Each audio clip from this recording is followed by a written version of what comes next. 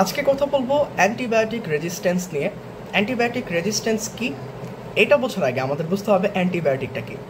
আমাদের শরীরে বিভিন্ন ক্ষতিকারক ব্যাকটেরিয়া আক্রমণ করে থাকে, যার ফলে আমরা বিভিন্ন রোগে ভুগে থাকি। আর এই রোগের কারণে অ্যান্টিবায়োটিক ডাক্তারের পরামর্শে আমরা সেবন করে থাকি। এই যে অ্যান্টিবায়োটিক খাচ্ছি এটা রেজিস্ট্যান্সও হতে পারে, অর্থাৎ এই অ্যান্টিবায়োটিকটা আমাদের দেহে কাজ নাও করতে পারে। এটা একসময় মহামারীতে রূপান্তরিত হতে পারে। সেক্ষেত্রে আমাদের অ্যান্টিবায়োটিক রেজিস্ট্যান্সটাকে একটু বুঝতে হবে।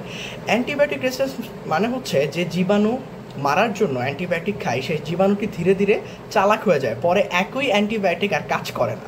এটাই হচ্ছে অ্যান্টিবায়োটিক রেজিস্ট্যান্স। যদি আমরা উদাহরণ দিই, ধরো তুমি একটা ইঁদুর মারার জন্য ইঁদুর মারার বিষ ব্যবহার করলে, প্রথমতে ইঁদুর মরলো কিন্তু কয়েকটা ইঁদুর বেঁচে গেল, আর ভাবলো এই বিষয়টাই আমাকে উপরে কাজ করছে না, আমরা নতুন কৌশল শিখে বাঁচতে পারি।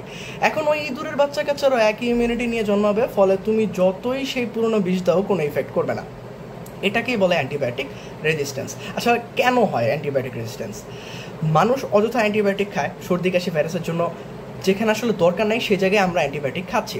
ডাক্তারের পরামর্শ না মেনে অর্ধেক কোর্স খাই, আর অর্ধেক কোর্স আমরা সম্পূর্ণ করি না।